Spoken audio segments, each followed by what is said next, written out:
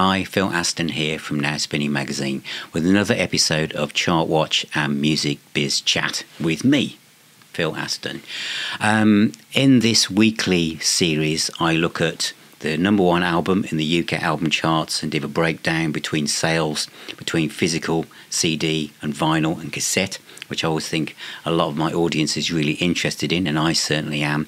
And I'm also in this one going to look at the pre-Christmas or December stats for singles, which is really, really interesting, which I feel is affecting the way that the music business looks at performance for quarter four, because does quarter four actually go through to the end of December, or should it just stop at the end of November? And you'll see why when I show you the singles chart, and also look at what happened overall with album sales in 2023, and specifically catalogue sales, which for many of us means albums that have been out for a while.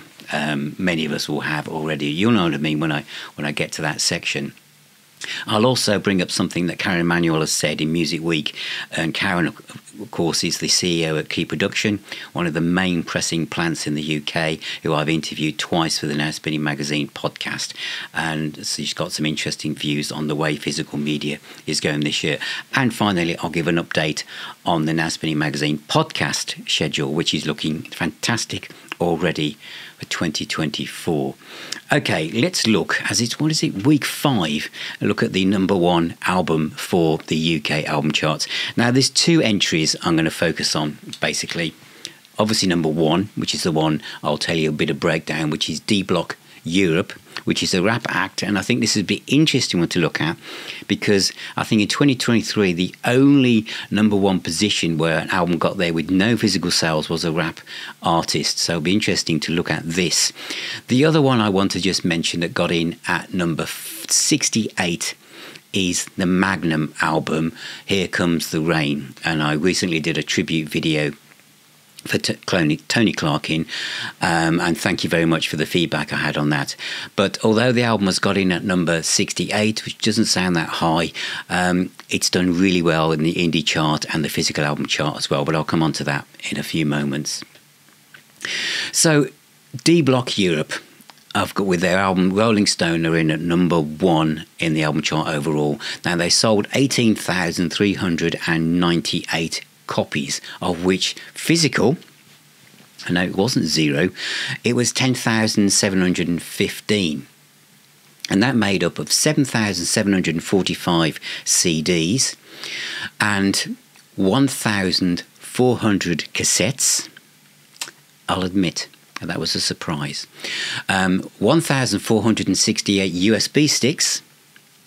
There you go, that was a surprise. And 102 vinyl albums and 192 digital downloads and 7,490 streams. So vinyl just had literally 100 copies, but a hell of a lot of cassettes, but literally 7,500 CDs as well. So there you go, that's a rap act got to number one, and a good proportion of that, well, most of it, was physical as well. For Magnum, it was 2,098 sales to get to number 68.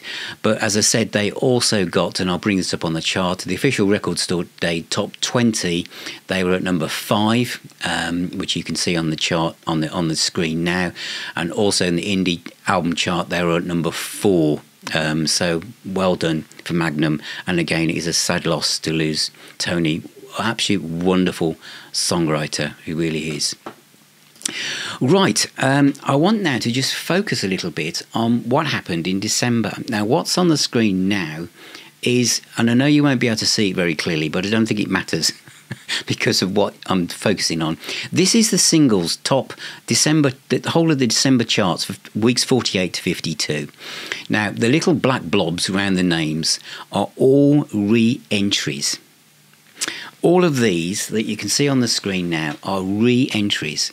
Every Christmas song that's ever been written, released, or whatever re-enters the charts every year. But this, I think, this shows you this combined chart for the 4 weeks of December, and the only new entries are also Christmas releases. But that just shows you just how is it worth releasing things at that month when everybody is just streaming Christmas songs in every house, shop, train station, cafe you can imagine. It's very, very interesting. The other thing I wanted to look at is actually the overall album kind of, not so much sales, but trends 2023. Now, what we call Catalogue is like Rumours, Elton John, the Eagles, these classic albums that just are always hovering around. And as a lot of bands have sold their catalogues off, a lot of the people who bought them want to get their money back. So we all know, don't we, in a TV series, a TV ad, or any kind of ad, a film soundtrack, the amount of times it's a classic track. I watched, I think it was The Creator on Disney, which is a great sci-fi movie. Deep Purple had 2 tracks in that.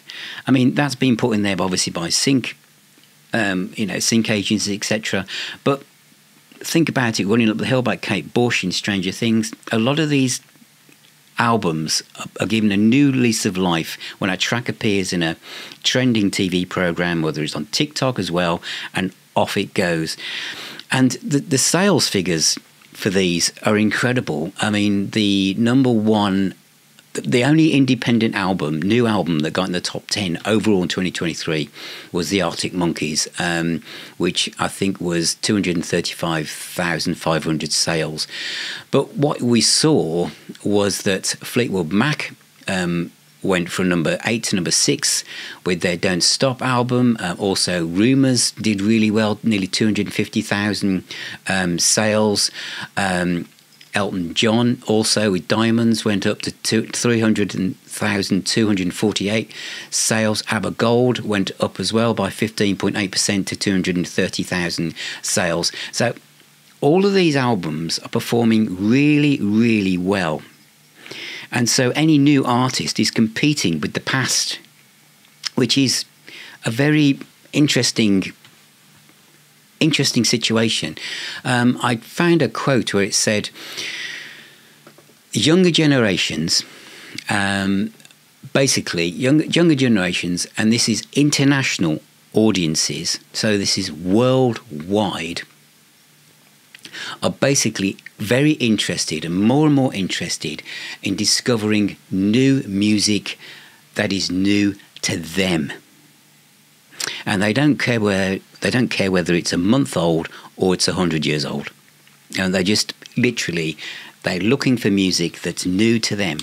And so they're discovering older artists and then exploring the catalogue, and then of course they're playing it and they're streaming it, and the algorithms in the streaming platforms are picking these things up, and all of a sudden a band that's from the past will just pick up and off they go. I mean, let's look at Rumours, for instance. It isn't my demographic that's buying that album, because we've got it probably multiple times, and it's not necessarily people 10 years 20 years younger than me buying it, because they've probably got it. It is literally people in their early 20s and teens who are buying Rumours. It's still one of the fastest selling second-hand albums you can get, and I think it's just going to stay there. Now, I'm not going to criticise this, because if I think of my age, how I am now, if I'd been in the 70s and streaming had existed, I would have discovered so many of the bands that I'm now discovering all these years later thanks to Cherry Red box sets. You know, things like the Keith Hartley Band. I would have found them when I was in my teens. I would have discovered them because I would have been able to. But so I think that now is an exciting time to be a music fan, because you can find everything. You know, back when I was buying records for the first time, and so even through the CD age, so much stuff was out of print.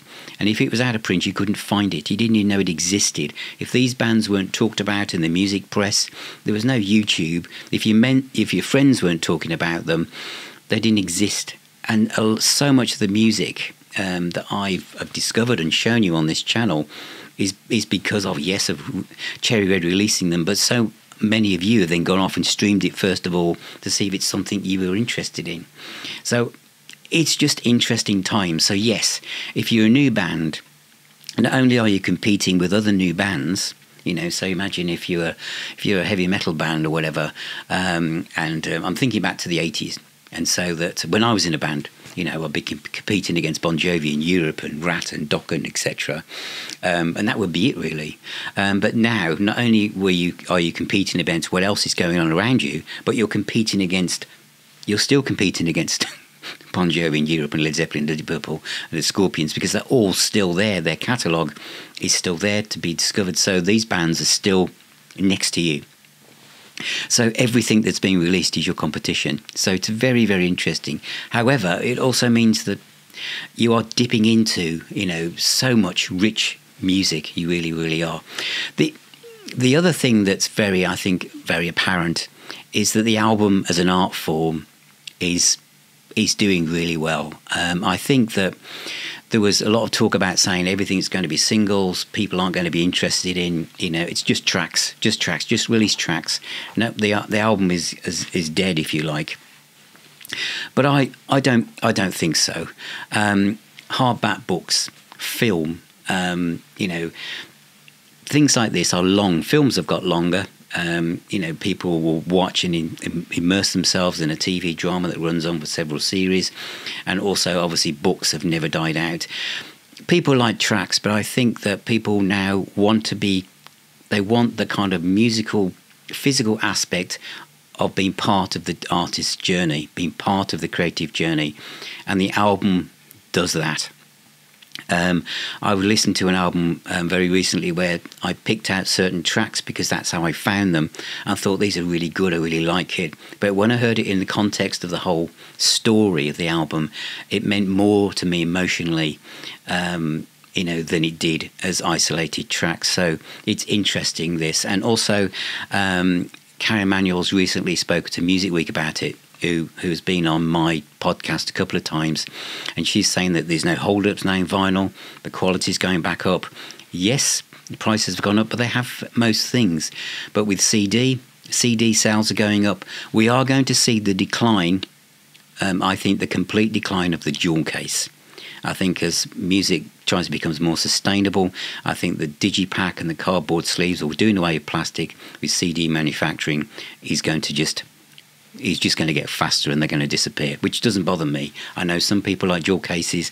For most of my collection, I've moved away to separate sleeves to give me more storage, but I do prefer the tactile feel of a digipack, to be honest.